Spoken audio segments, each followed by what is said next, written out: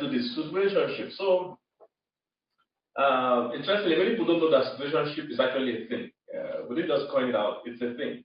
All right, it's actually a thing. Let me read the scripture, then we'll start and explain what situationships are. All right, let's start with this scripture, Proverbs chapter 30. If you don't have a Bible, you can listen. If you do have a Bible, you can check it out. Proverbs chapter 30, verse 18 and 19. Just for you to know, one of my people I learned relationship from is Solomon. Solomon is a professor emeritus in relationship. He's a professor. He has done studies that even Harvard has not done.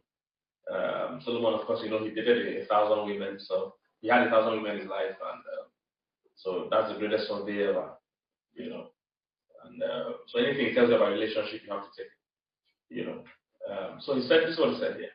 He says, there be three things which are too wonderful for me, yea, four which I know not. Proverbs 30, 18 and 19. He says, three things are wonderful for which I know not. He says, the way of an eagle in the air, that's how an eagle flies. He said, the way of a serpent upon the rock, how the serpent moves without feet and it moves on the rock. So the way of a ship in the midst of the sea, how something so big and heavy as a ship does not sink and goes on the sea. And he said that one of the other mysteries of life for him, and this was the wisest man for him, he said the way of a man with a mate. That means the relationship between men and women is just sometimes very complicated, very interesting. Men and women relationship, very interesting, very complicated. And to be honest with you, relationships kind of are getting easier and more complex, at the same time. Relationships are getting easier and more complex at the same time. Things are changing rapidly, and I really feel for the young people of today because they're going to face a lot of things that probably our parents and our own generation did not face. In our parents' generation, things were pretty straightforward. The man works, the woman stays at home. It was pretty straightforward, and relationships then worked a bit easier because the man going to work and providing was already a major input into the relationship. In fact, everybody appreciates the man for working and bringing home, a relationship, bringing home something, and it was seen as him showing love. It was seen as him, providing and all that. So it was a big deal. It was quite a big deal. And then women stayed at home. Women took care of the kids, ran the home. Even when the woman had a job, it was not, a job that would be as tasking as that of the man. So it was a job that would give her more time. Maybe she ran a small business, maybe she was a teacher, something that won't stress her and also still bring her close to the children, keep her close to the children now. And you see, the interesting thing is that scientists have found out that there are always chemicals being released in our bodies, and they found out that because women naturally have a part of them that nurtures, women have a part of them that nurtures. Even biologically, the way they were created is clear that women will nurture. I know today a lot of people argue about these things and it confuses a lot of people, but please don't get confused. Always stay close to the master, stay close to the maker. God doesn't make mistakes. Everything he made is instructive. If you look closely enough, you will see the signs in everything God made. Just that people are arguing so much today with the natural order. They want to make things as unnatural as possible.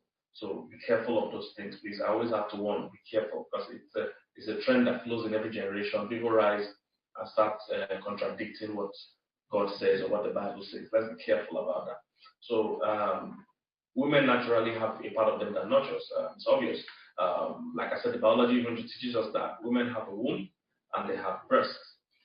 That shows a part of them will nurture. There's no two ways about that. It doesn't make them lesser. It doesn't make them weaker. It just means they're different, which men and women are different. Now, so in the olden days, it was easier. Men did the hard work.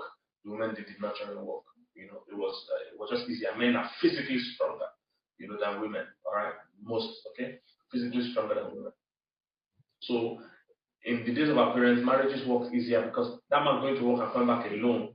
He comes back and is tired. And the wife was so happy to see him after on her walk. Say, welcome, my husband. Welcome, my dear. What did you bring from the farm? You know, if he's a hunter, what did you bring from the bush? And the man will bring one antelope, and he will be like a hero. That, my dear, you see this antelope. It's around. I chase it. You know, all kind. Their love for them was interested. You know, or even this bush rat he got. Or even if he didn't catch anything, you would say, oh, this rat, no rat in the village. The bush. You know, he was looking like a hero for bringing those yams home, you know, and even at parents' days, for him going to work, going through traffic, whatever, bringing it. So the wife was so happy to see him. He was a provider. She was happier. Women those days were happier, you know, because for a few reasons. They discovered that chemically, there are chemicals that flow in a woman's body when she nurtures.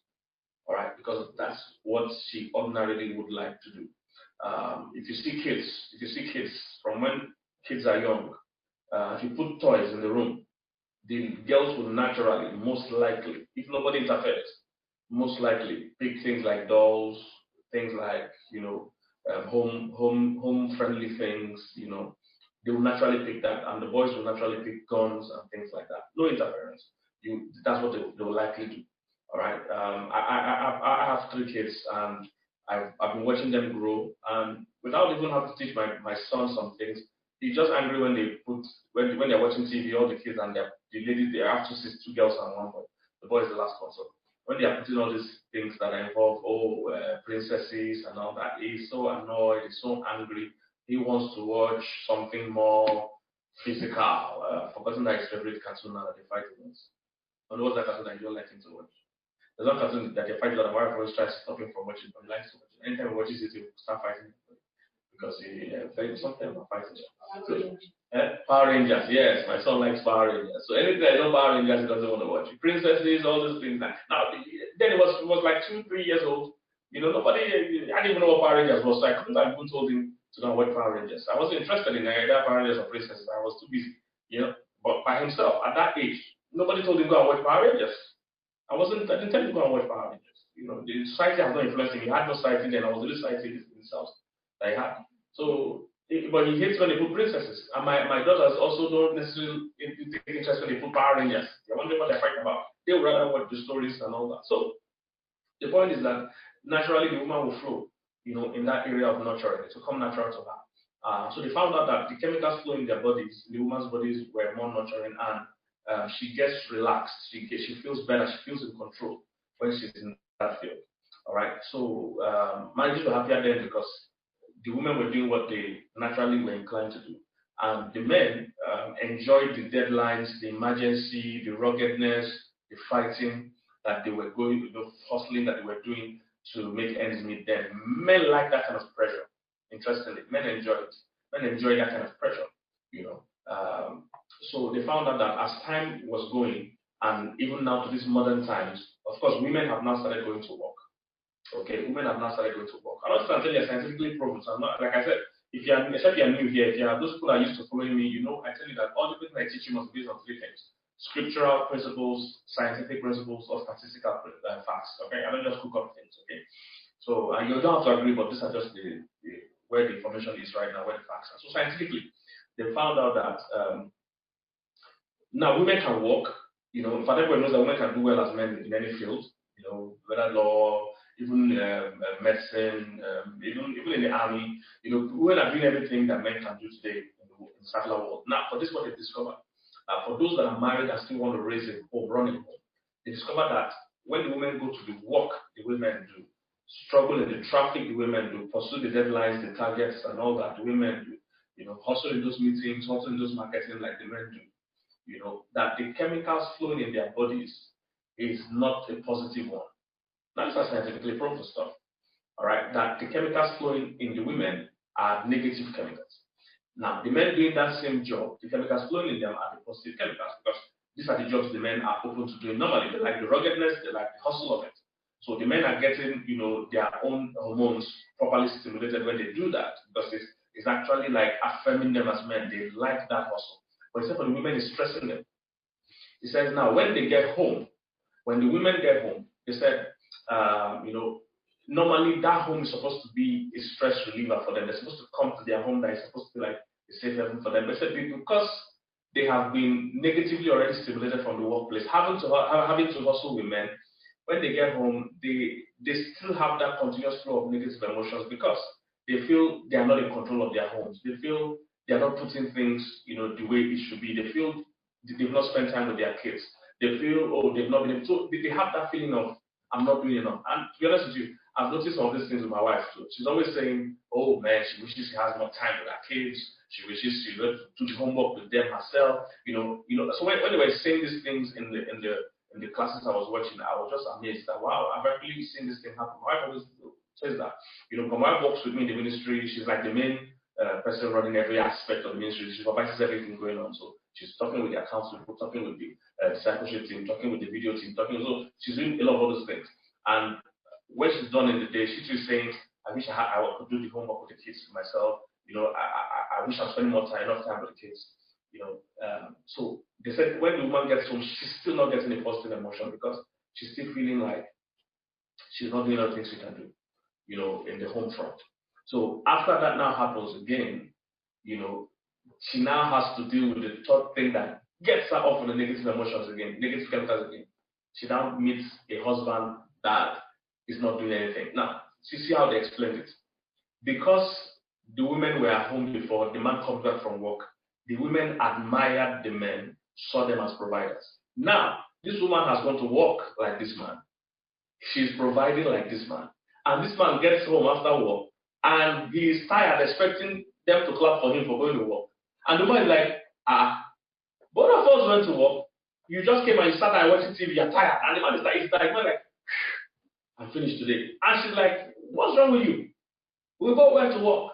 We both were in traffic. In fact, my salary is more than your own. And you come home and you're done for the day. So her stress level has gone up and became higher instead of lower. She's more frustrated, more annoyed. She doesn't admire him. She doesn't admire him. You see, before, the woman of old will admire that man for just going to work. Even if you bring one small salary home, he has gone to work. He's the hero. But now, this man, what work are you doing that I'm not doing, you see? So by that, she's very dissatisfied. She's very dissatisfied. She's not as happy as she wants to be. That we both went to work. We both brought money home. And you see, before then, the man was not required to do anything much in terms of showing love. If he goes to work, he has shown love. But you see, because the woman goes to work with him, she expects more. So if my wife is going to be happy and men have to do more than just saying I'm bringing money. That's why some men don't want their wives to work and all that, but they still want to use that to control her. You see, but now she's bringing money like you. You have to do more to fill up her emotional tank. Just bringing money home, it's not enough anymore. I'm just trying to show you the complexities of how our lives are moving, okay? I'm not in support of anyone. These are just facts that people have studied and researched and come up with, okay? And they said, we see that that very soon men will start living longer than women. That before, women used to live longer than men, but because women are facing a high level of stress, they are doing the work men are doing in the marketplace, but they are still having to run the homes. I speak to people all over the world, I was speaking to somebody in one of the big countries, and she was saying she can't understand how her husband is not very sensitive, all the work she's doing, and all that. She gets back from work, blah, blah, blah. You see, that's what's going on. She's working with you, but she still sees the need to run her home. So she feels this man is not just doing enough. And the man is trained only to just work and provide. He doesn't know, he has not been so trained to be involved in the home, which is going to happen these days. We need more men to involved in parenting, learning more about how a woman's emotions work, learning more about how to feel a woman's emotional tank. So just going to work is not enough anymore. You have to now learn how to be romantic, how to be caring, how to say the right things, all those things. They also found out that because of all these negative emotions flowing in the woman's body, that even when she's sleeping, most times, she's not sleeping. Even when she's lying down physically on the bed, her mind is still running because she feels she's not in control. So these are all researches and studies that have gone on and on. I'm just trying to give you the background that Solomon was saying, man, there are 4 things that are wonderful for me. And the 4th one was relationships. He said the way of a man and a woman, that whole relationship thing is getting more and more complex. As much as it's getting easier, it's getting complex. And family therapy is going to be a bigger and bigger and bigger industry as time goes on. So for those of you that feel you have a gift and a flair or a calling to that industry, watch out. Sometime this year or maybe early next year, our certification courses will start. So you can take advantage of that and be trained and be certified family life therapist or family life counselor and things like that. It's a big industry now because marriages are facing the changes in society so much. The changes are so much. All right. So the situationship. Let's move forward again to our situationship. So what are situationships? Situationship is simply that place, from the space, the relationship space in between being friends and actually having a defined committed relationship. The space in between just friends and being in a committed, defined relationship. It's that middle space. And there are a lot of people there. That means they're in a relationship that they cannot say is just ordinary friendship anymore. They can't say it's ordinary friendship anymore. At the same time, they can't say, it's a proper relationship. They can't say that anymore. They can't say we are engaged to married. So it's that middle space. So it's very confusing for many people actually, to be in that situationship level. So a lot of people are there, they're in situationships and they don't know what to do. We're not ordinary friends anymore. We really can't say we're friends, just friends. Things have moved a little beyond that. But we also don't know where we are. We don't know what's going on. And ladies, especially in this position, are the ones that usually reach me from time to time and say, "Oh, pray with me, let my boyfriend propose. Pray with me, let my boyfriend." So they're in something they can't really, they're still praying for him to propose. So they are hanging. They don't know whether they're going back or going forward. And so the bad thing about this relationships is that it can be very time wasting and emotionally consuming. It can be time consuming and emotional consuming. So you're wasting your time because in that time you're spending in a relationship, the guy can come out and say, "No, I'm not thinking anything," and you've wasted 2-3 years and that's fault. And so other times you're emotionally consumed because you are catching feelings, getting angry, you don't know whether to what to introduce him as, you don't know what is going on, you are always anxious, you're telling him to pray for you so that he will propose. If he tells you we need to talk, we need to see in your mind, I think this proposal, you get there, you say you need to loan me money, you need to borrow me money. All kinds of things. And that's all you're saying. You dress well for the meeting thinking and carry camera and carry phone thinking this proposal. Confusion. It's not a good place to be. And we look at other things there and how to come out of situationships if you're in there. So situationships actually a thing. Even though the general level just means relationships that are confusing. The basic level, that's what it means. Let's read one scripture. I'll build it from this story. It's a popular story I use in my relationship teaching most times, but I think it is actually a powerful story. It's a story of Amnon and Tamar. It's one of my best relationship stories in the Bible because it carries a lot of meaning and message. I'm going to read this quite some leading. I'll run to read it and I'll start teaching from 2 Samuel, chapter 13. 2 Samuel, chapter 13.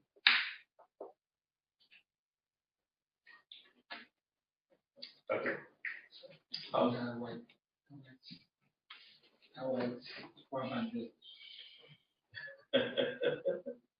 Second Samuel chapter 13 from verse 1. It says, "In the course of time, Amnon, son of David, fell in love with Tamar." Okay? Amnon, son of David, fell in love with Tamar. He said, the beautiful sister of Absalom, son of David. He said, Amnon became so obsessed with his sister Tamar that he made himself ill. He said she was a virgin and it seemed impossible for him to do anything to her. He said, now Amnon had an advisor or a friend named Jonadab, son of Shema, David's brother. Jonadab was a very shrewd man, one might say a very subtle man. He said, he asked Amnon, why do you make the king's son? Why do you, the king's son, look so haggard morning after morning? He looked so lean, he was growing lean. Won't you tell me? He said, Amnon said to him, I'm in love with Tamar, my sister. I'm in love with Tamar. Then, verse 5, he said, go to bed and pretend to be ill. Jonathan was now advising him what to do. He said, go to bed, pretend to be ill. When your father comes to see you, Say to him, I would like my sister to come and give me something to eat. Let her prepare the food in my sight, so I may watch her and then eat it from her hand. So Amnon lay down and pretended to be ill. When the king came to see him, Amnon said, I would like my sister Tamar to come and, make me bread and all that. Verse 7, David sent word to Tamar at the palace, say, go to the house of your brother Amnon and prepare some food for him. So Tamar went to the house of her brother Amnon, who was lying down. She took some dough, kneaded it, and made bread in his sight and baked it. Then she took the pan and served him the bread, but he refused to eat. Send everyone out of here, Amnon said. So everyone left. Then Amnon said to Tamar, bring the food here in my bedroom, so I may eat it from your hand. And Tamar took the bread that she had prepared and brought it to her brother Amnon in his bedroom. But when she took it to him, he grabbed her and said, come to bed with me, my sister. No, my brother, she said to him, don't force me. Such a thing should not be done in Israel. Said, don't do this wicked thing. What about me? Where could I get rid of my disgrace? And what about you? You will be like one of the wicked fools in Israel. He said, please speak to the king. He will not keep me from being married to you. In those days, people still married siblings, all right? In those days. People still could marry a half sister and half brother, things like that. Because of the royal family. In some parts of the Middle East, even till now, that still happens. They don't want to marry far, they want to marry. All right, long story. Okay, so he said, but he refused, verse 14. He refused to listen to her, and since he was stronger than she, he raped her. And this is interesting because in our country we're dealing with this now. Raped her. So then Amnon hated her with intense hatred. He said, in fact, he hated her more than he had loved her. Amnon said to her, get up and get out. So he hated her with intense hatred. And this was the same guy that said he loved her, to the point that he was growing. I hated her with intense hatred. He said, no, she said to him, sending me away will be greater wrong than what you have already done to me. He said, no, don't send me away. Let's talk about this thing. Let's see how we can get married. Let's see how we can make this permanent. He said, but he refused to listen to her. He called his personal servant, or PA, and said, get this woman out of my sight, and bolted the door after her. So his servant put her out and bolted the door after her. She was wearing an ornate robe, for this was the kind of garment the virgin daughters of the king wore. Tamar put ashes on her head and tore the ornate robe she was wearing. She put her hands on her head and went away weeping about as she went. I want to jump to verse 21. He said, verse 20. Her brother Absalom said to her, has that Amnon, your brother, been with you? Be quiet for now, my sister. He is your brother. Don't take this thing to heart. He said, and Tamar lived in her brother's Absalom's house, a desolate woman. That's pretty much how she ended her life. A desolate woman. Okay. Few points to run through quickly, as fast as I can. Number one, from verse 1 to 4, you will notice that Amnon said he was in love to the point that he could not even eat, he was growing. Now, later we found out that was not love. So that's my first point I want to share with you today, is that it's not everything you feel that is love. You don't confuse all your feelings that comes to you as love. A lot of young people make this mistake. They confuse every emotional feeling they have to be love. They just confuse it. And they take actions based on it, only to find out that your feelings desert you so badly. Feelings are so fickle. See what happened to Amnon. The moment he slept with her, the feelings left so badly. They said the hatred he hated her was more than the love that he loved her. Your feelings will betray you. Those of you that have not gone to my YouTube channel, you have not listened to my series titled Emotions on my YouTube channel, please rush and go and listen to it. I did a great work on that emotions because many people don't really understand their own emotions. I did some work on the emotions on my YouTube channel. If you have not subscribed to my YouTube channel also, I don't know what on earth you are waiting for. So your emotions can desert you so badly. Even though emotions can be such a powerful fuel, they are never reliable. They're never reliable. You see, when he was chasing this girl, he thought he would die if he doesn't have her. The moment he slept with her, they said the hatred was more than the love. And to be honest with you, many people have found themselves in places like this. They've chased someone so much, only to find out that they don't really want the person. So the key is that you must understand that it's not everything you feel that is love. You must understand that. It's not everything you feel that is love. And this goes in two ways. Usually, men have sexual passion. That's what fuels what they think is love. Is sexual passion. For women, it's usually emotional. So it's infatuation most times. Now, both men and women need to manage their emotions, but usually it is a bit different in expression. But they both need to manage their emotions. For men, it's their sexual passion. A lot of men chase people because they think that this is love. What is moving them is just sexual passion. I can never forget one day, a brother had a lady come live in a house, and this lady had shit. The lady was living like a family friend, some kind of family stuff, but they were not related. But she had to come and live in their house. They were not related, So after some weeks of the lady living in their house, he came to us and said, oh, he wants to marry this lady. And you see, as experienced people and relationship people, this was many years ago, we sat him down and asked him some questions. Say, what do you like about this girl? We asked him this. It's because we knew the girl's character. She was very violent and tough and all that. Now this doesn't mean she was a bad person, but we knew that this wasn't what he really wanted. He was just moved because the girl had shit. She was pretty. She had all the physical assets that confuses men most times. So by the time we had to start asking questions, he found out that he didn't really want a relationship with this girl. So we spared him that drama. You see, the point is that men are like that. They are usually so moved by their sexual passion. They think they really want something. The only thing is that once they get that need met, their emotions will disappear. And that love will disappear too with that emotion. It's not love, it's just lust.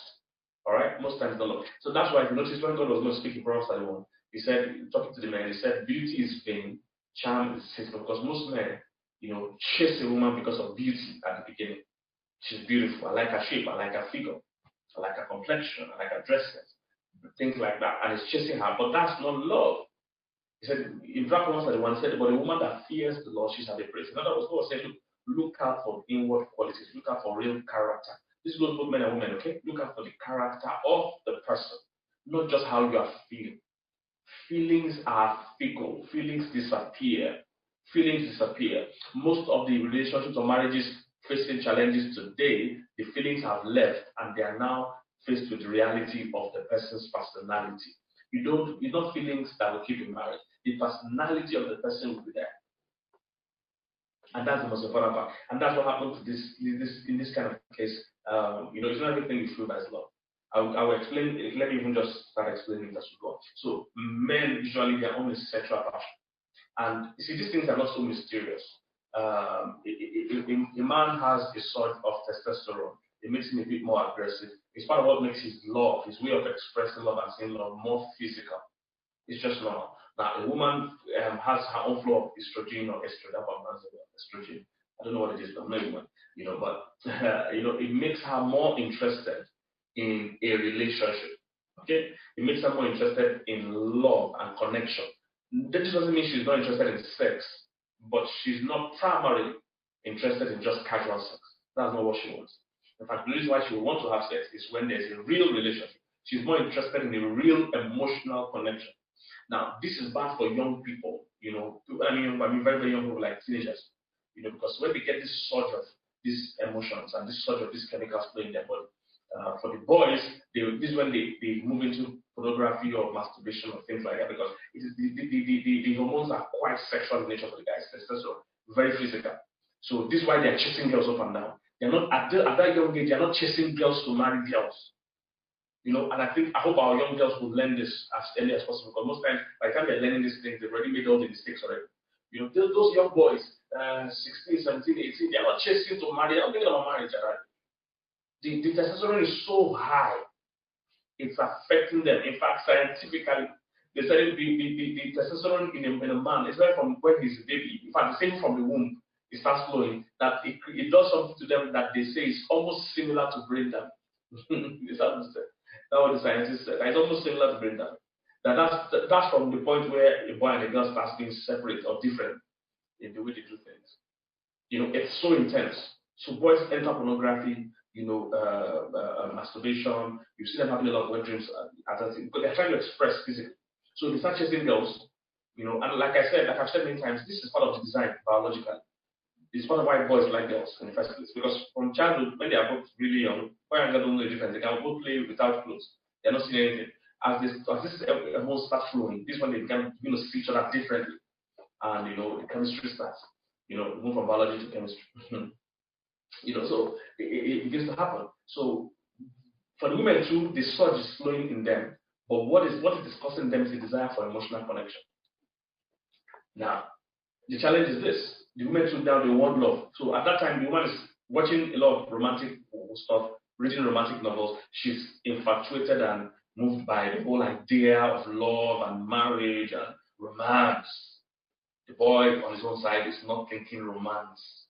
He's not thinking love. He can call it love, but he's not thinking love. Just like this Amnon story. He said it was love. That was his own understanding of what he was feeling. But it was not love.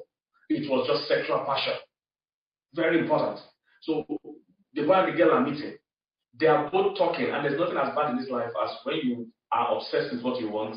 You are hearing what the other person is not saying. He too is obsessed with what he wants. He's saying what he doesn't mean. So all of you are agreeing to not agree. So they are all talking. The girl is thinking, wow, he loves me. This is beautiful. He's calling me every day. Oh, wow, he loves me. No, he wants to have sex. Sex wants to have. It's not love. At that age, that boy is not interested in anything marriage or romance or love. He's interested in sex. I'm just using the story, okay? So, as they start the whole thing, the boy is trying to get down. The woman is thinking long term. And this leads to a lot of disappointment, just like this story happened. Once the boy gets what he wants, his passion to chase you starts to reduce. His passion to chase you starts to reduce. I've often shared that men are hunters in nature. Some people confuse that. When I mean hunters, I don't mean it's carrying spear in the bush. Okay? And I don't mean women don't hunt. But relationally speaking, men are like hunters. So what this means is that usually when they want something, they are willing to go at any length. They are instinctively, they are getting ideas and creative, things. So they are calling you, they are texting you, they know to visit you, they know to buy you gifts, they know to take you out. Nobody needs to tell them that. They are just seeking to get your attention. You see, so women are equating that to mean, oh, this guy really wants me. You need to be clear that at that time he's highly motivated, to do other things. But most people will agree that the moment he gets you, either you have agreed to marry him or agreed to date him or you have had sex with him, everybody knows, and it's a common knowledge, his passion for chasing you drops. And it's just normal. This doesn't mean it has to drop, but this is just what happens, just like this story. Okay, this is what happens. I'm not saying it's right or wrong. I'm just saying this is what happens. Because when he's chasing you, then he's doing everything right. The moment he gets what he wants, there's just something in him that loses interest. That he's not just as passionate about chasing you as he used to. Just like this story. The moment this guy slept with this girl, they said the hatred, whereby he hated her, was more than the love that he loved her. I mean, it was bad. I hope you listen to the story. Okay, you read the story. Men like to hunt. Women like to be hunted. Women like to be hunted. Women enjoy being chased. And that's why even when they marry, she still wants to be chased by you. She still wants to know she's desired. So this is just our normal phenomenon. So the guy, when he's chasing you, he's a hunter. He's doing anything he needs to do. Oh, come and see me at this time. Take me out to this place. He's doing everything. Once he gets what he wants, not that he's wicked. His chemicals just reduce. The passion just goes. Even sometimes he can't explain what is happening. If you look at the story, I don't think this guy meant to be mean to this girl. He couldn't even explain what was going on in his own life. The moment he slept with that girl, his passion just died. He couldn't explain why he didn't like her anymore. Because men need to understand that your emotional tank is not as big as that of a woman's tank.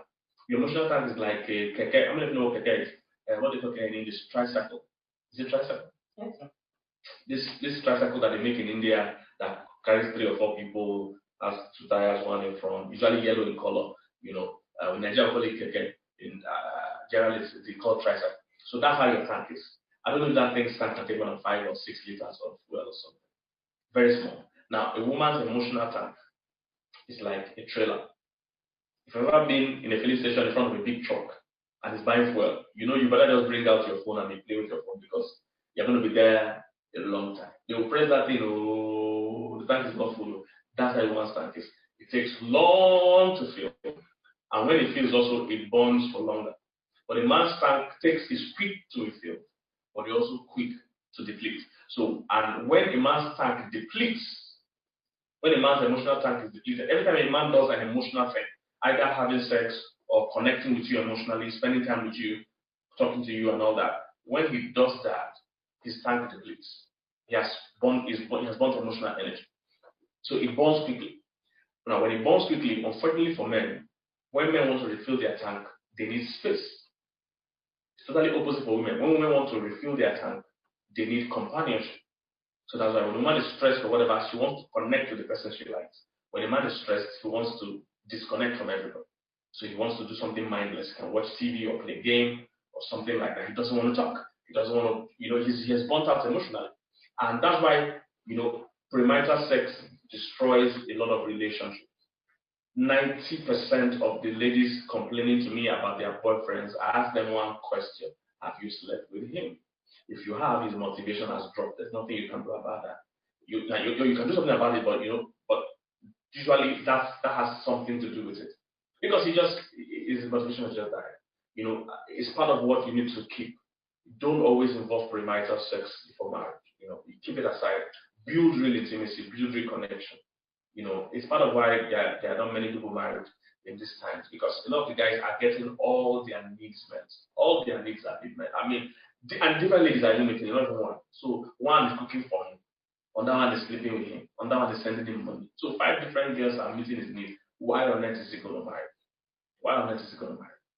If there is no premarital sex, I know for sure a lot more men will marry people. You marry people. That's just the truth. Because that passion is raging in them. It's a strong motivating factor for men. So once that thing is met, they just lose passion. They can't even explain it. So that's what I mean by men are hunters. In relationship speaking, they like to chase. Once they get what they're chasing, they kind of lose passion. So now, what that means is that they have to, kind of switch gears into, learning now how to nurture a relationship, not just hunting down a relationship, not just chasing a girl. When you get the girl, you have to actually adjust in what you invest in the relationship to keep it going. But many men are not so taught or learned about that. So they just feel, oh, I'm tired, I'm not interested. What do? They run. That's why I'm making it when you nag them and you are making them feel they're not doing enough. Men run. As opposed to, if you complain something to a woman tries to fix it. If you complain to a man runs. That's what men usually like to do. So baseline, they have to change gear now, learning that I must know how to love this woman even while she has now agreed. It happened to me in secondary school, and it happened to a lot of guys. Just this story that this guy shared. It happened to a lot of guys. I can tell you that. So in secondary school there was this girl. I don't know if I've shared this before. There was this girl I was toasting then, and I was enjoying the whole toasting. It was secondary school. I was not born again. Okay. We were secondary school then, and I was toasting the girl, and she was doing hard to get. And to be honest with you, I was enjoying the whole toasting process. I was enjoying going to her class, enjoying going to play with her, enjoying buying her things. I was enjoying the whole hunting process. And one day, lo and behold, one day, she finally agreed. That was the saddest day of my life. She finally said yes, and I was in shock. I was in terror. I was like, why would you do such a thing? You have spoiled the relationship. Why would you do such a thing? Because from that moment, I didn't know what to say. I didn't know what to do. I mean, the relationship ended later. As in, everything went south from that point. I didn't know. I didn't know what to do. I mean, I could barely talk to her again because all our talk was around the whole chasing her thing. Once it was done, we were done. Once she agreed, the relationship finished. And it happens to a lot of men. All right. So the point is that with everything you feel that is love, men need to manage their own sexuality. In our country today, we're dealing with the issues of rape and all that. It's because of sexuality that is not managed. All right. When sexuality is taking over your thinking and taking over your brain, and you feel you must express, because this guy in this story raped this girl, But you see, women too need to manage their emotions. Like I said, men must manage their sexuality, women need to manage their emotions. Now, this is not saying that men don't have emotional side. This is not saying women don't like sex. That's not what I'm saying. All right. So if you notice in the story, the girl wasn't so, she wasn't so angry about the sexual situation. She was saying, marry me. She was saying, let's make this permanent. You understand? Because she wanted an emotional connection. She wasn't so upset with the sex. She wasn't saying, you don't have sex with me or this sex is over. She was saying, hey, let's get married. So women need to also manage their emotions. It's not everybody you should be talking to like that. Some people don't want anything long term with you. You are wasting your energy trying to talk to a guy about long term relationships when that's not what he's interested in. I love when I stuck in that area. They're trying to talk to the man about real love when that's not what he's there to do at all. And one of the ways you always know that is to remove sex from your relationship. See if this guy is interested in you as a person. That sex has a way of blinding people and spoiling things, and you don't really know what the guy is after. Once there's no sex in the picture, does he still chase you? Does he still want you? Does he enjoy conversation with you when there's no touching? Very important. All right. So guys, manage your sexuality. Girls, manage your emotions. All right. Women have put themselves in a lot of tough spots because they can't manage their emotion. If a guy just tells you, "Oh, I love you," or "I want marriage," or "I want something," it's a major prank or major trick guys use. They know that if some women, not all, some women don't use their ear to hear marriage. Once you say, "I want to marry you," anything you want her to do, she's going to start doing it because she feels she needs to marry by force. You must manage your emotion. Like I said, men trade emotions to get sex. Women trade sex to get emotions. That's really what happens. So the men are forming that "I love you" because they want to sleep with you. And then the woman is giving up the sex because she expects that the guy will love her. And most times it leads in disappointments. Okay. So let's both of us need to manage. Just that most men enter trouble because sexuality puts you in trouble publicly. When you impregnate somebody, when you rape somebody, like this case in that country, when you commit adultery, it puts you in the public light. It's negative. But women's own is usually almost positive because oh, this woman loves this guy, and the guy's supposed so you can't blame her. Love is supposed to be a good thing. So but both of you need to manage it if you don't want heartbreak. Okay. The story continues. I've talked about the fact that men are natural hunters. So as a lady, when a guy is chasing you, don't be fooled by the attention. It doesn't yet mean he wants to marry you. Okay? Like I said, remove the sex. Let him be interested in you as a person. Don't just equate his pursuit of you to mean he wants something deeper than just sex. Don't equate the two. If you notice again, the woman, this girl in this story told the guy Amnon that go and talk to my father about me so that you marry me. One of the ways you know a guy is serious is that he follows due process. You see, she was saying, hey, go follow the right process. Sleeping with you is not a big deal, but go follow the right process and talk to our dad about it. So that you can marry me officially. You see, ladies, it's important you have these standards, and it's one of the ways you know a guy that is interested in something long term. If he is adverse to principles and standards and procedures, that's the best way to know he's not serious. You see, people that are not interested usually don't have patience. It's one of the ways you know. Patience is one of the ways that you screen people that are serious and people that are not serious. Or you say, let's go through the process. Let's do premarital counseling. Let's talk to the counselor. Let's talk to my pastor.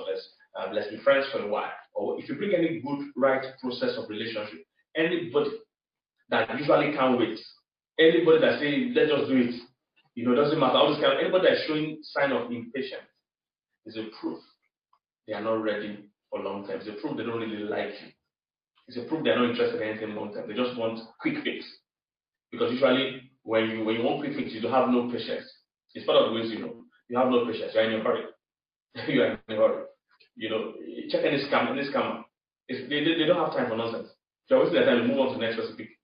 So time is your best friend. Procedure is your best friend.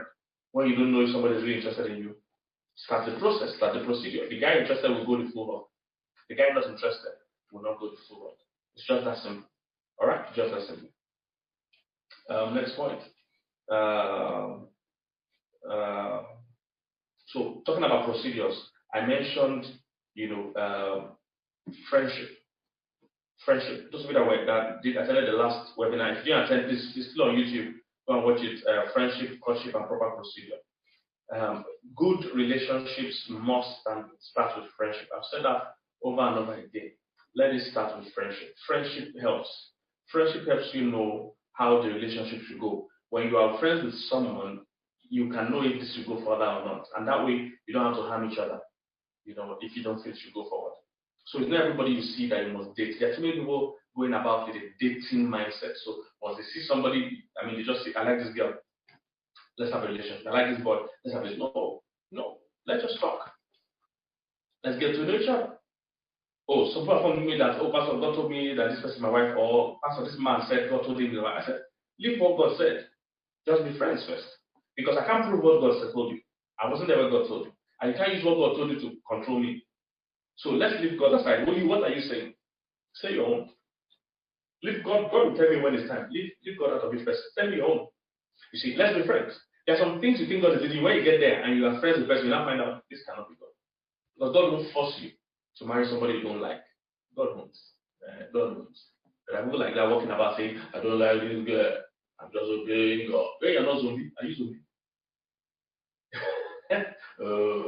I'm just obeying. I can't even see the woman. My brother, don't annoy me. You are not zombie now. Are you zombie? No, leave you. Nobody don't like my friend. So sometimes you're feeling is God leading you, and everybody has been led by God knows that once the white people hear what God is saying. If you think about something, you dream about the guest, I dream about the guest, I water in the well. My brother, is lockdown is coming. It's not any good. So yes, you feel you are led of God that is here, but you can't be friends. When you're friends, you will know that this person is not the person. Right in friendship, you can tell if the connection is going to be there strongly or not. So be friends, enjoy friendship. Enjoy friendship. If you can't really be great friends, you can't make it further. And somebody's saying, but how do I know somebody's my good friend? Simple. Do you enjoy each other's company? Can you, without sex, can you guys talk? Do you guys like to talk? You feel easy to be open with this person? Does this person also feel easy to be open with you? Just like when you have a normal friend. How is it flowing? How is it flowing? Enjoy that friendship. Okay. So processes are important. Processes are important. And I've told the ladies over and over and over again, before you take a relationship to the next level, I have the book titled 7 Questions Wise Women Ask. There are 7 questions you must ask. I've just told one over again. If the guy, after being friends for a while, wants to take it to the next level, it's important you define it. Don't let him just confuse you. I just want us to be something very serious and close and intimate and in a very special way. That means nothing. You're right. If you have friends, enjoy the friendship for a while. If he wants to have a relationship, let him know what kind of relationship he's looking at. That you're a mature lady. You're not the stage of life where he doesn't need relationships that have no definition. What does he really want out of a relationship? Say he wants to lead to marriage. Say like when? Like when are you looking at to get married? When are you looking at to settle down? Listen, girls, principles and standards don't drive away the wrong people. Doesn't drive away the right person. It always drives away the wrong people. Standards don't drive away the right person. Standards don't drive away the right person. I shared a story in one of my YouTube videos that I just shot, and I shared about how I build cars. I love cars. I'm a car enthusiast, so I build cars. I buy some cars and just build them. The kind of car I use now, I built it. Bought a normal F-150 truck and I put big tires, put bumpers, and build it. So I also built one I wanted to sell because I loved the car. I just wanted to sell it. I built it to sell it. So somebody said they wanted to see the car. My guy should bring the car to him. And one of my friends that's a car dealer told me, he said, don't do it. So don't take your car to people that want to buy it. If anybody that really wants to buy your car, that has seen the picture and is really interested, will be okay with coming to see it. You see, I never knew that. I'm not an experienced car dealer. I just like cars. But he's an experienced car dealer. I said, don't take your car to people that want to buy it. He said, 2 things will happen when you take your car to everybody that wants to see it. You see, because most people think if I lower my standards, if I'm too nice, anybody just say, come and see me, you just carry your low bag, handbag. You have got to be able to see him. Because see, you are selling, I'm whispering this now to the ladies alone. You are selling yourself cheap when you do that. You're already giving the guy the precedent to disrespect you and not value. So that my friend told me, don't take your car to anybody else see it. Anybody that really wants to see it will be willing to come and see it where it is parked. You don't see Rolls Royce. You call Rolls Royce, say, Rolls Royce, I saw one car. You have it, yeah, bring, let me see. You see Rolls Royce doing that? Don't do that. Come and see. If you're interested, oh, you want to buy that? Come. So the guy told me not to sell it. He said, when you take your car to see people, say two things will happen. So number one, they will start. The price never remains the same once you're the one that brought it to see them. I never thought of that, but that was true. Everybody will take the car to see. They will price anything they like. You see, if the car was 40 million naira, for instance, and you brought it to come and see him to show him in his palace, you say, let me give you 9 million. You see, if he's one that came to your store, came to the showroom, I see other cars parked there, I see how everybody's dressed there. Even if he was planning to come and say nonsense price, as he enters there, one spirit will whistle to him, don't disgrace yourself. Don't disgrace yourself. You know, he said if you take it to them, the price won't remain the same. The price is answer number two.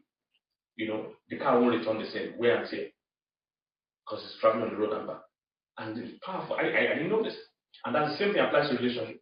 When anybody else want to see you, hey, I saw your picture with my friend. Come, let me see you. And you carry your back and be going. I just got your number on the ground. I passed it, I saw your number on the ground. I tried to call you. And you're just talking. You're already laying a precedent for the guys not to respect. Human beings are like, you see, human beings are interesting. And part of my job involves studying human psychology. Human beings are interesting. You know what the Bible said? The Bible said, for a rich man, every bitter thing is sweet. For a rich man. He said, but no, he said for a rich man hates honey. That's what I said. Sorry. He said, in the Bible, a rich man hates honey. He said, but to the poor man, even bitter things are sweet. They're saying, if somebody is rich, he has so much. Even honey that's meant to be sweet will be bitter. You won't see value in it. He said, but the poor man that doesn't have every bitter thing is sweet. No, but just saying, look, you can't be too available. It doesn't have your value. He said, the Bible says, don't stay in your neighbor's house too long. Go to your own house. So if you stay too long, it will start to disrupt you. You don't go and visit and be staying, see, they come and telling you, don't you have anywhere to go? It's getting late. I don't want you to be stuck outside. I don't want you to finish your credit after you have spoken too long. You have stayed too long. Important to, prioritize your presence, like they say. Be a bit scarce. It helps your value. Don't just, you see, some people think that by chasing people, by being too available, make people love me. No. Giving too much of yourself doesn't help people love you. It helps people get familiar with you and eventually disrespect you. We always respect what we don't see regularly. So manage your presence. I just want a long story. I don't know if it's helping anybody. So what was I? What was I saying? So follow process, all right? Follow process. Okay, follow process. Next point here is that I've said emotions leave quickly. You can't trust your emotions. Follow principles. Okay, don't trust your emotions. Follow principles. Then verse 19 to 20 in that story said that woman dwelt in her brother's house, Tamar, as a desolate woman. You must be careful not to allow your past incidences, past experiences affect you. Everybody has baggages. Everything you are going through. That's why it's not going to jump into a relationship for fun. Everything you are going through affects you. And if you're not careful, you would carry baggages. Everybody's bringing baggage to their marriage. So you must be careful to unpack. Don't carry all these baggages. Try to go through a healing process. And I'll speak again a bit particularly to the women here. Women, the reason is one of the things you need to know about how your brain works is that your brain is like spaghetti, the man's brain is like rice. That means the man's brain is 1-1 usually. So men are good with isolating issues. If a man is dealing with one issue, he's dealing with just that one issue. But women, your brain is like spaghetti. That means you don't know where it starts, where it ends. They're all connected. So sometimes the woman is reacting today, not based on what's just going on today. She's factoring all the things you've done over the course of the relationship when she's talking to you. So your minds work like that. It doesn't mean bad or good. It's just how you are wired most times. So if you're not careful, you'll be punishing your next for the crimes of your ex. If you're not careful, you'll be bringing your past to play into your future. If you're not careful, there are many hurt and offended women. The reason is because they've actually been through a lot. They've seen a lot of hardship, a lot of bad things from all kinds of men. But then they're punishing innocent people because of it. They're punishing innocent people. So be careful not to carry those bitterness and anger. Be quick to forgive and deal with what you have faced, and don't mix it up with the new person you're meeting. All right, very important. Heal so that you can move forward. Don't stay stuck on the bad thing that happened, on the breakup that happened. Don't stay stuck with it. It will hinder you in the future. All right. So I've mentioned that a man's emotional tank gets filled quickly. It also depletes quickly. A woman's emotional tank gets filled slowly. it also depletes slowly. Okay, so when you move into a proper relationship, be deliberate about filling each other's time and be okay with giving space. So if you're dating a guy, for instance, he might not be calling you every day. All right, some men are great with it. Don't get me wrong. Some men are great, but most men they don't see the need to emotionally connect every day.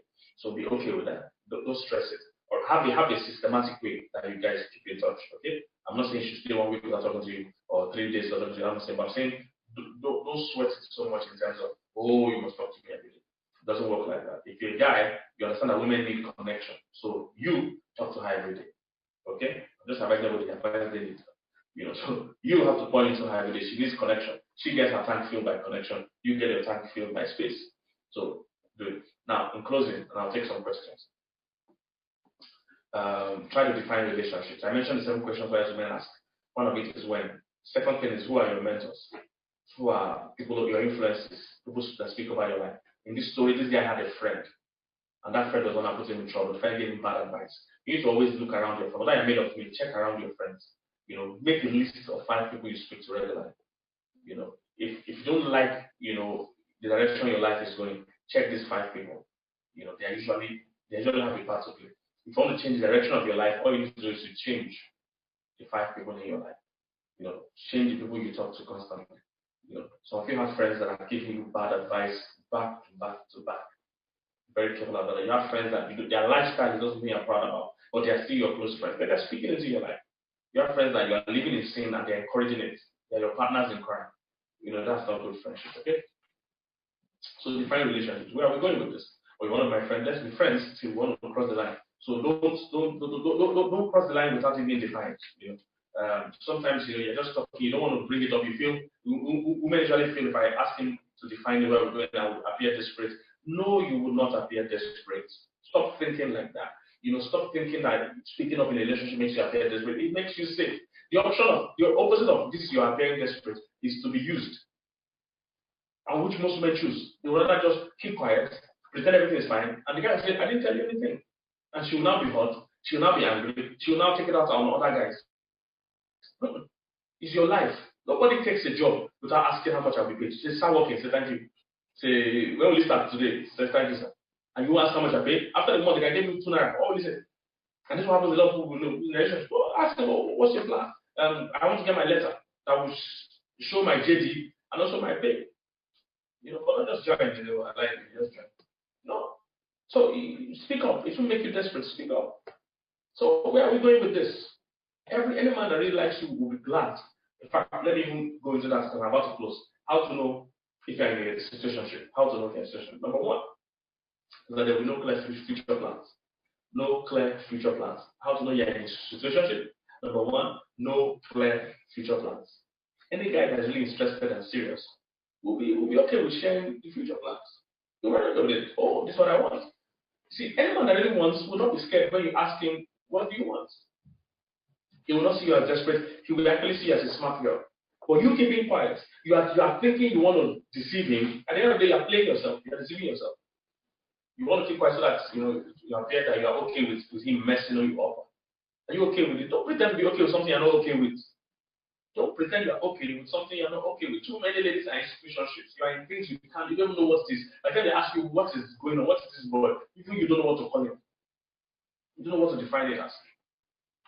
If you are not, you won't appear desperate by saying what you really want. Just say what you want. Oh, this is what I want. Or ask him what he wants. That, oh, good, you're calling me quite often. You're using endearments. I love you. I miss you. Kisses. All these things. All these emojis that are confusing my sister. At some point, before it goes too far, ask him what does he want with this relationship. Don't let him tell you, let's just continue and see where it goes. That's not a serious person. A serious person really knows what he wants. Especially when you guys have been friends for a while, okay? And he wants something more. Alright, so no clear future plans. No clear future plans. Then situationship. Second sign you're in a situationship is the conversations are shallow and mainly around sex. Shallow conversations. So you guys are talking a lot, but you're not talking about real intimate things. It's usually sexual tactics. Send me your picture. What are you wearing? No, I'm wearing masculine clothes. What's masculine? Masculine costume. What are you wearing? That's what they are saying. Where are you? And they say sexy word. My brother, are you laundry man? Move out of here, my brother. The point is, shallow conversations. He's not really talking to you about his plans for his whole life. He's not talking to you about important things. You guys are not getting to know each other intimately. You will know. See, like I told you, patience is the best way to know a scammer. A scammer doesn't have patience for nonsense. He doesn't. But he knows what he's looking for. He has no patience for rubbish. But the real person that's interested, he wants to hear you out, wants to hear the real things that bother you, wants to hear about your family, wants to hear about your plans, wants to hear about your past, wants to hear, he's really listening, and you two are really listening. Real intimate conversations, deep ones are going on, not shallow conversations. That just end in you sending news. That's where it ends. Send picture. Number 3, I'll stop here because I can't do all of them. Number 3, one of the ways you know your relationship is that your friendship doesn't really go far in terms of that. You don't meet each other's friends or family, close friends or family. You just find out he's not interested in showing you off or introducing you to people. He's just keeping you at that me and you alone level. Fine, I just want to keep it there. So it's only you that knows him. Most people don't know him. In fact, I even hear this is the people that block other people on their profile and put this girl for her birthday, so only her can see it. But every other person on the stage can see it because all kinds of things are going on. All kinds of things are going on. So I hear some bad. They will not block every other person to see this thing. And put the girl, she will think she's the only one. Yeah, well, after you finish, they'll block it and put the next girl. Some boys are bad. Some boys are bad. So, but you need to protect yourself. Really. And boys need to manage your sexuality so that you start thinking deeper and thinking more seriously. Everything's not about sex. Okay? So you notice that you don't meet important people in his life. You don't meet his family, you don't meet his pastors or his bosses or real relationships in his life that he respects, you see. A guy that's not planning long-term, he will not take into relationships that he respects. Keeps you aside. Just those kind of things. Alright, so those are a few things. And how do I leave the situationship realm? How do I break out? If I'm already in a situationship, how do I leave? Very simple. Have a serious conversation. That's just it. Look for a time and a place where you can have a serious conversation. So if it's by phone, even if you're not going to make sure it's a well-scheduled call. So I can't say have meeting and the whole network is like, it's physically there. Say, hey, what are we doing really? Share what you think you need. Say, hey, I'm so and so age. I'm not really looking at playing around. I'm looking at settling down. And I really like you. I really connect with you. But at the same time, I don't want to force you to something you don't want to do. So I just want to know what you think and what you want out of this so that I can know what we're doing. And you must be ready for a yes or no answer. Don't be thinking that, you must agree. Because generally, the guy might not want anything serious. Or generally, the girl might not want anything serious. So once they tell you if it's positive, then you guys have concrete plans from now. Also, we're in a proper relationship leading to marriage. What's the plan? When are we getting married? And we need to start putting the right procedures in place. Now, if the guy says he doesn't want, like I've taught you many times, when people break up with you, that's not the place and the time to remove your wig and start crying, and all that. No, that's not the place and time. Thank them very much. Do a serious face. So thank you. God bless you for being honest. I appreciate it. You didn't waste my time. Thank you very much. Collect all your property you can collect. Give my charger. All those things. Collect it. Then we go immediately. If you stay there long, you cry. But you say, hey, I'm so bad. But 3 years, John, you kidding. Don't do this. Don't do this. People that don't like you, man. If you're crying, you're making yourself look more annoying. People don't know. Your begging will not help them. It's making you look more annoying. If I could remind them why they shouldn't have married, what people don't realize is that scarcity helps relationships more than availability. You need to know that. You need to know that. Real people that have value. You see, Rolls Royce doesn't come and park their car in front of your house. That's not how they sell it to you. They sell it to you by telling you how rare it is, not by how common it is. So don't go there and start begging and all that. Carry yourself in one piece, your dignity in one piece. Go to your friend's house, remove your wig there and cry. They will give you Lucozade boost and other things to help you. Ice cream and everything. And pet you very well. If you can sleep there, then your friends can sleep there so that you won't dream bad dream. And they can pet you throughout the night. But you still cry at night. They can pet you very well. So don't do drama in front of the person. Okay. Have you been blessed? Did you enjoy it? Did you enjoy situationship? Okay, I'll take a few questions. I don't know how long I spoke. About an hour. But it's fine. I'll take a few questions before we go. Before we take questions, please don't forget we've officially started receiving partners for Love It and Marriage. For us in Love It and Marriage, we see it as a vision and a ministry to reach families. It's about families. For us, we believe that if families are well built, society will be well built. All right. So every rapist, every armed robber, every prostitute comes from a family. So if the family is doing well, it will affect the society. So if you are interested in being a partner for LDM, that means you love what we do, you love how we help families. It's not just for singles, married, children, parents, everything regarding family. It's basically our focus, and it's going to be my focus for the next couple of years. So if you really believe in it, it's not a church, it's a ministry. So if you believe in it and you really want to support it, you want to be a part of it, please send us a mail, send us a message. There are many ways to be a part of it. There are people that give monthly, there are people that give one-off gifts. People have been supportive. I want to appreciate those of you that are already partners or you are supporting us in any way. God bless you. I really appreciate you. You are the one making things happen.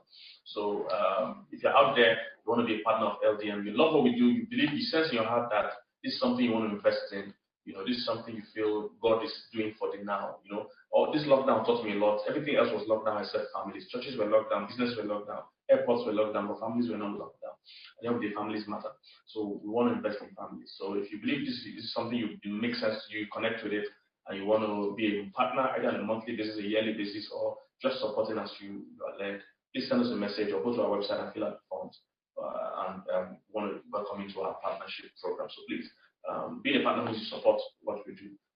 Once the lockdown is over and everything, we'll start our tours again. We usually travel around the world to host conferences and all that. So once the lockdown is over, we'll start that again. So, but right now we're doing stuff online and all that. So please, if we need partners, we need to join. We'll be honored to have you in the partnership. All right, let's do some questions. Okay. Can you be in a relationship for more than 7 years and still get married and have a healthy marriage? That's one. Let's have a second question. First, we'll answer those questions. And then also we have loads of our materials. I want to encourage everybody to get them. Books, audios, masterclasses, courses. They're all on our website, ldmwithpk.org. If you have not subscribed to our YouTube channel, please go subscribe, and loads of materials at Okonkwo on YouTube. We have loads of materials basically, and we can deliver anywhere. You have both e-copies and hard copies.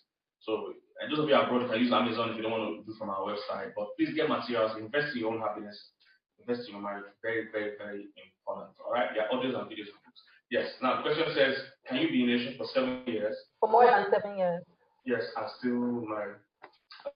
Anything is possible, really. You can have a relationship for 20 years and still married. However, what happens most times in this kind of cases is that the 1 or 2 people that it works for shares their story, but the remaining 98% that wasted their lives, it's not something good. So if you don't share it, it's counselors that hear it. People tell me I just met somebody online, I met somebody on a dating site.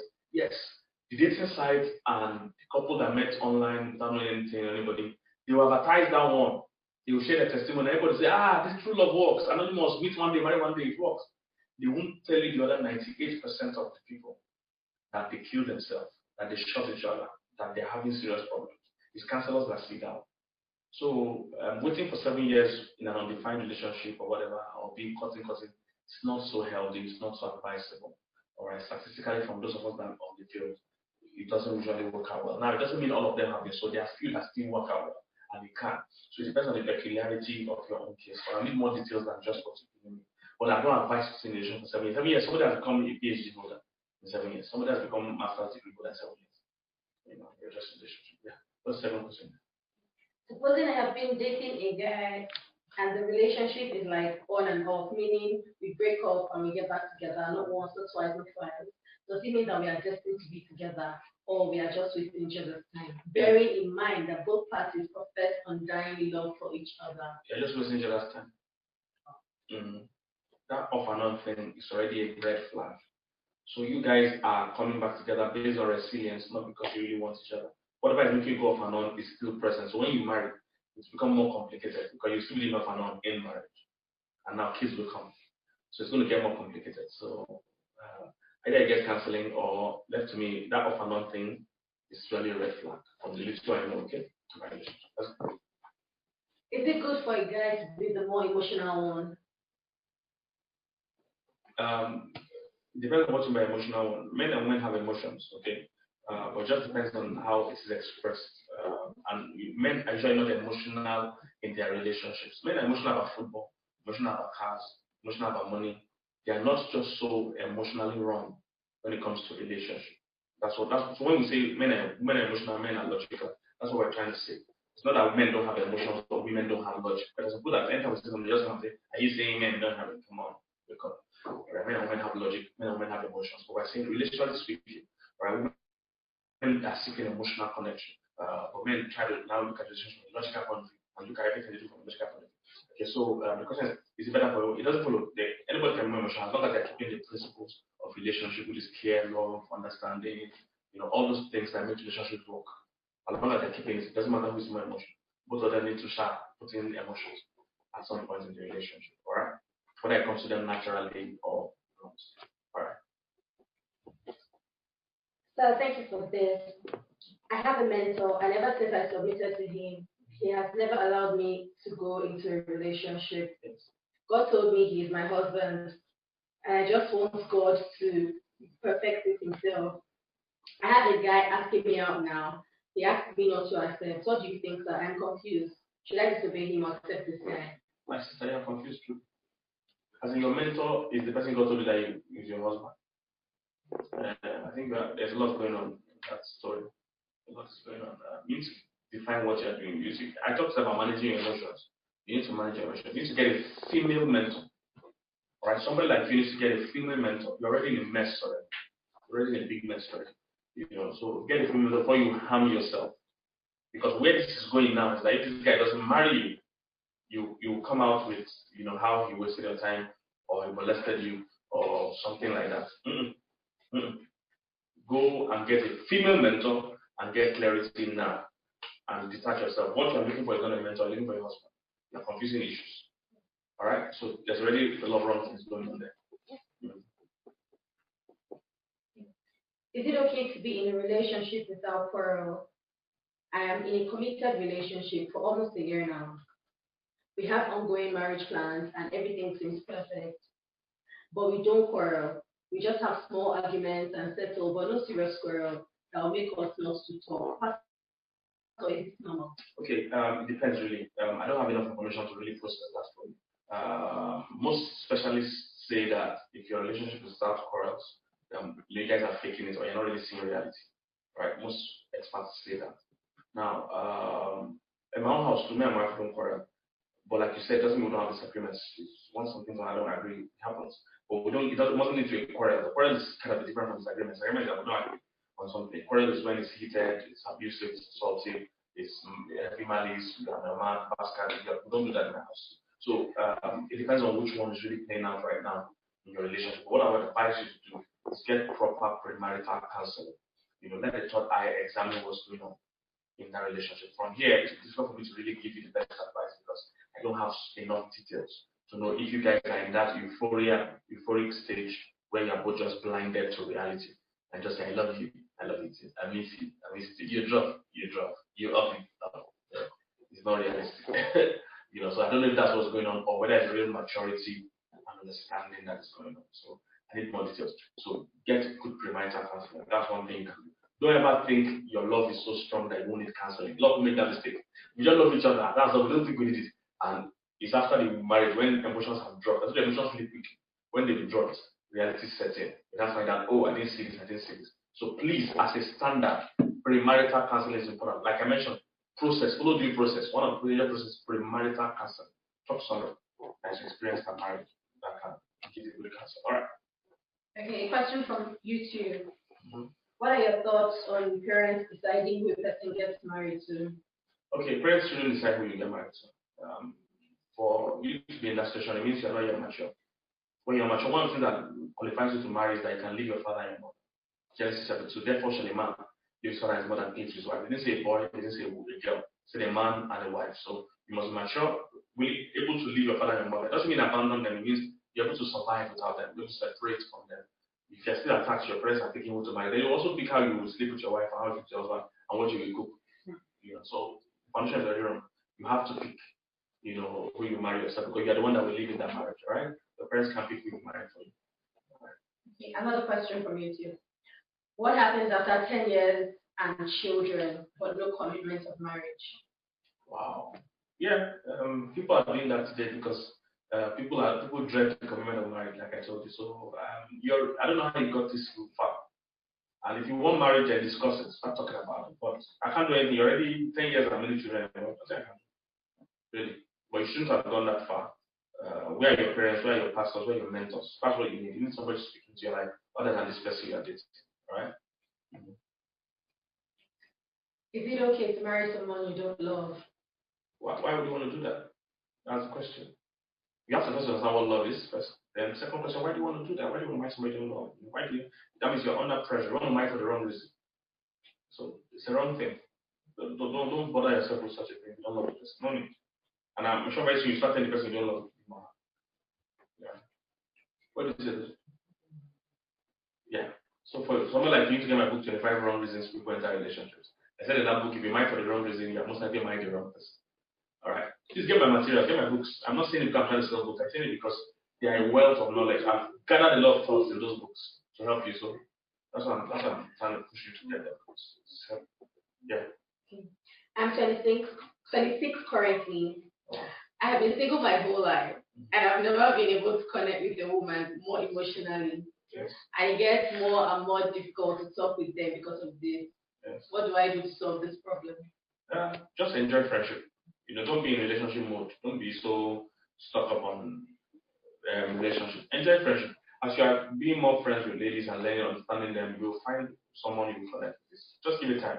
See, the pressure we face is that we all want to be dating from 20. Want to be dating different people till you reach 30 and find one to marry. You don't have to go through all that rubbish. You can wait till you're ready and meet one person and marry that one person. My wife was the first person I dated as a Christian. My wife was the first person I dated. In fact, not even as a Christian. To choose all my life, real relationship with my wife was the only person, that I had a relationship with. The rest, either they were dating themselves or I was dating myself. Whatever relationship. Whatever relationship. The one that happened to me in secondary school, junior secondary school. I thought I was dating this girl. In secondary school, they will use people's two names to form something. Your first name and your surname, and films, all those things. Yeah. Felix Igushola and Lima or something. They were turning to, films. They did all those things for us. I thought we were in a relationship until one day she entered a relationship with somebody else, and I thought we had broken up. It pained me. I've never been that pained before in my life. When you're broken up, all love songs look like they're singing about you. You should have been loved, but it's over now. All the songs look like the Holy Ghost. Until I was speaking to the girl later in life when we met after secondary school, many years after. I was telling her how that we broke up, and she was like, she can't remember we even dated. I thought. So I found out I was dating myself. I was very angry again. And I went to look for the love song again. It was painful. So I forgot what the question was. What's the question? I was answering that. What's the question? I forgot. But you know what I'm saying, Sha? You don't have to date many people to find the right one. Just wait. It can be at 30 to find the right one and marry. I married around that age. And I'm married for the person I dated. I didn't have any relationship for them. Either as in the world or not. I had sexual relationships. I had sexual encounters when I was not born again. But I didn't date anybody as in a relationship. No. My wife was the first person I dated all my life, and I married her. So don't just confuse the fact that you must have plenty people coming in and out of your life before you think you are doing something. Yeah.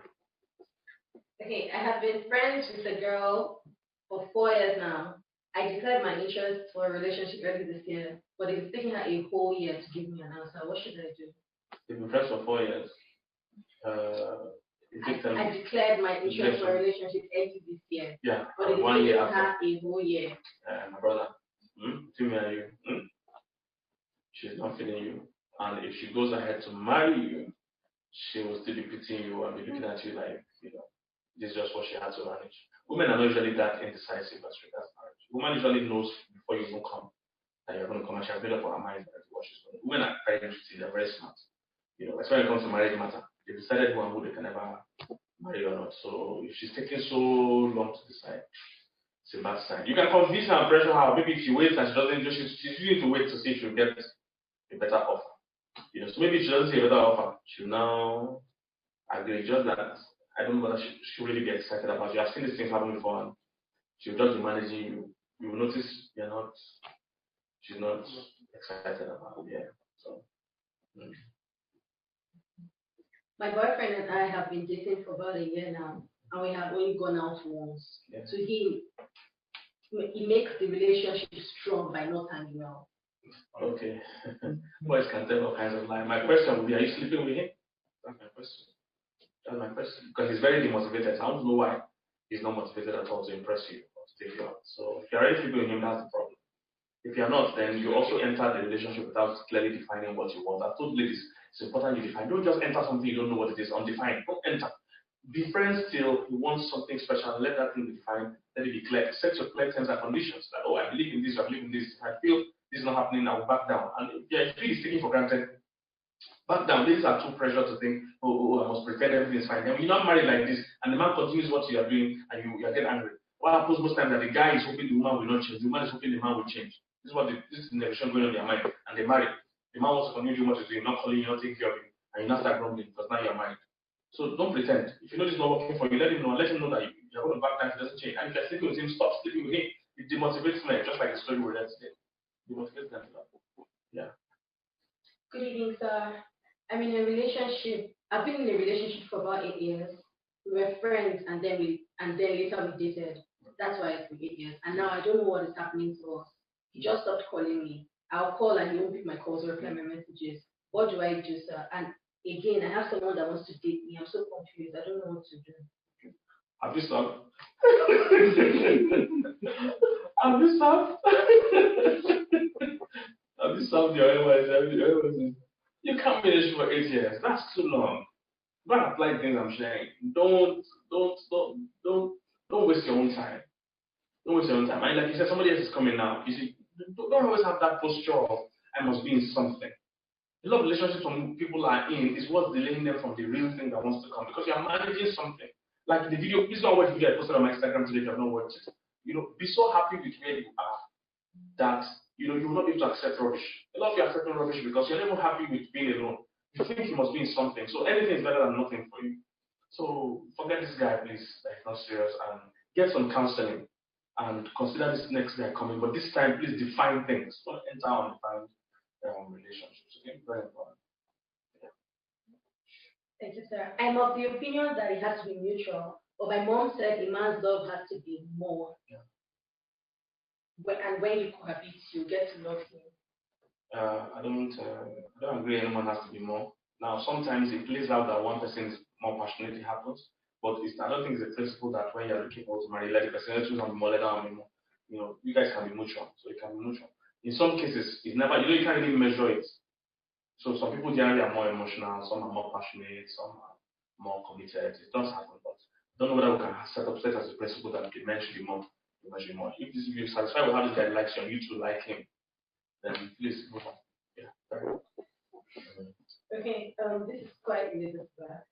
There's this saying that is prevalent among guys: marry who loves you, not who you love. This is to keep the guy on the safer side in the event of a breakup or issues in the relationship. What would you advise them? Both of you should marry because you love each other. You can't always be calculating marry who you love, who doesn't love. You so the person loves you, don't love the person.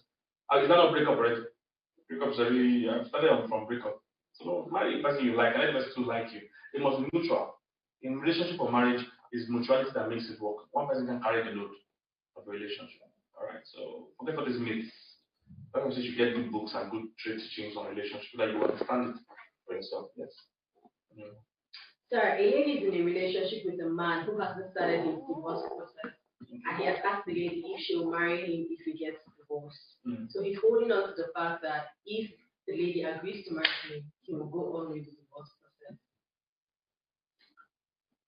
There are a lot of complications. I usually say, as a rule, once you're in a peculiar situation, please get counsel because I need more details. However, I'm bothered that he wants to divorce because of you. I'm bothered about that. I'm so bothered why he wants to divorce at all. Sometimes, whatever made him leave that woman is also waiting for you too. And don't be the one that is breaking somebody's home. Like they say, my actually wants to start a teaching series, a concept on proverbs, that she will explain proverbs. So one of her popular proverbs is that the king that they used to flog the first wife, that stay in the house, waiting for the second wife. So when you when you think you're the savior of the world like that, you want to enter that session, you can be entering danger. So I'm bothered about the whole scenario. Get counsel. All right, it might be genuine, but I don't know. Details I have here are not enough for me to give you good advice. Okay. Okay, thank you, sir. I'm in a long distance relationship.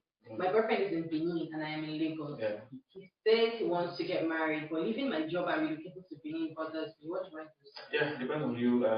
You guys should have a discussion. Does he have a bigger job in Benin or you have a bigger job in Lagos?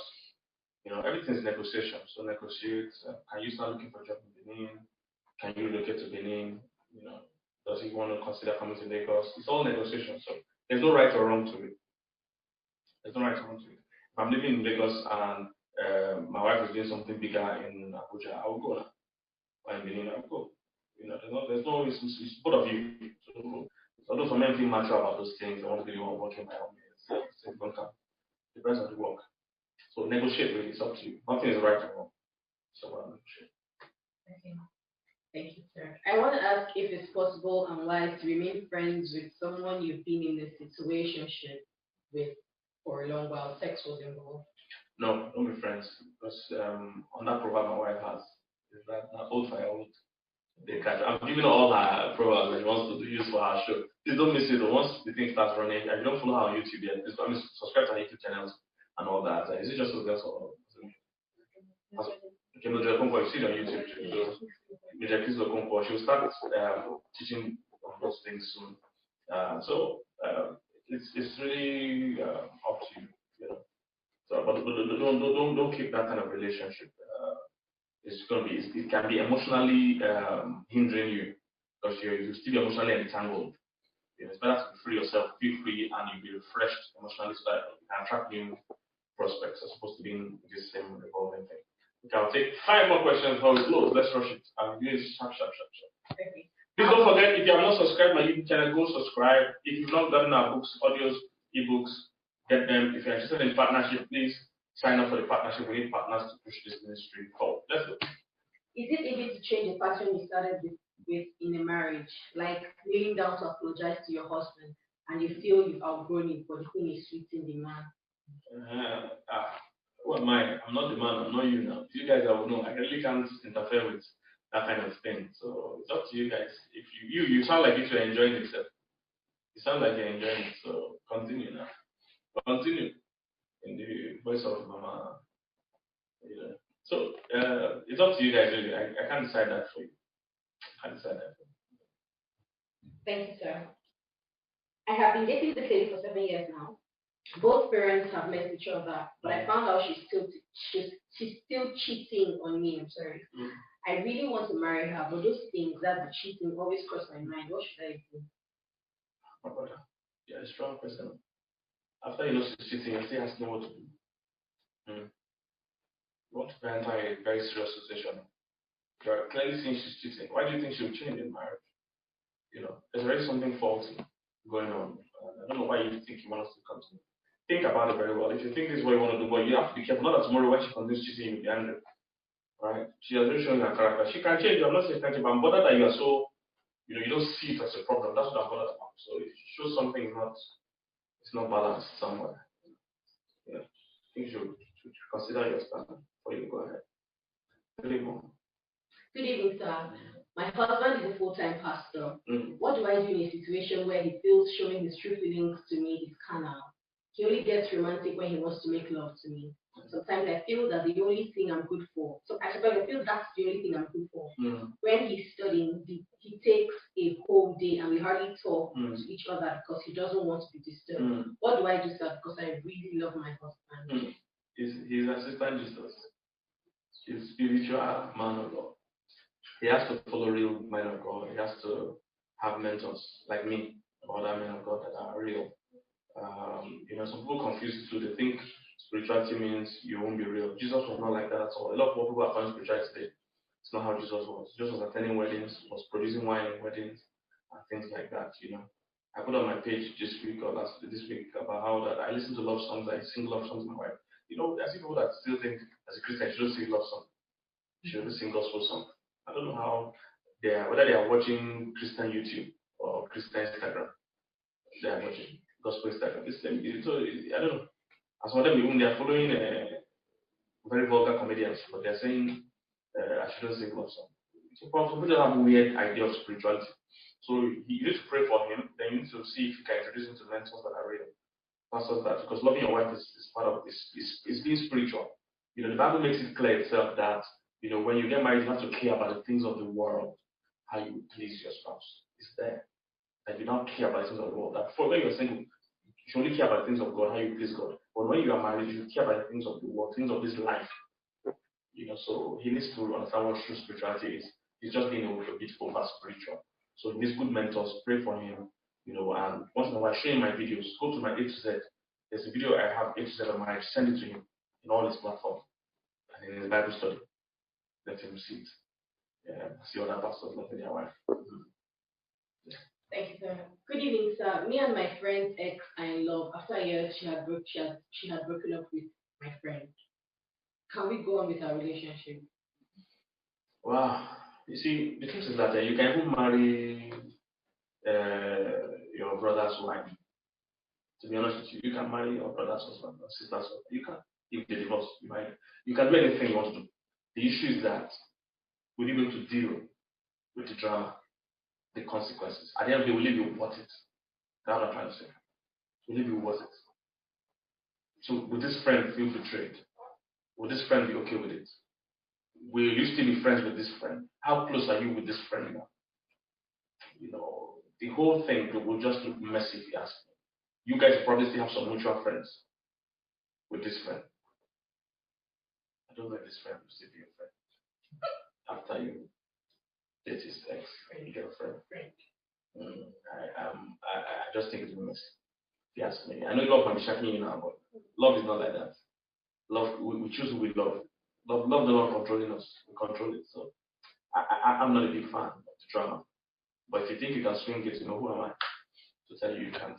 If you think you can carry out, there will be drama. You might not know what it is at the end of the day. Yeah, but I don't know the food is so. So that's us. I'm having. No, but I said I give you 5. How many am I? Yeah. What happens if I found love?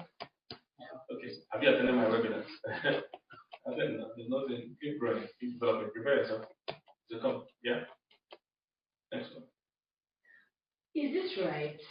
Woman, love the man you married, not marry the man you love. They always say this to us. They are both right. It's better for you to love someone before you marry them. But if you have already married someone now, you still need to love them. So depends. So if that's interpretation, then that's okay. All right. Whether or not you love the person, if you're married, you must love the person. I don't know if you get what I'm saying. So it's like take a job you love.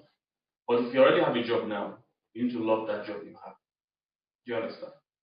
Because love is important. So at the end of the day, we must still be committed to what we are doing. Okay? So if that's what you mean, is correct.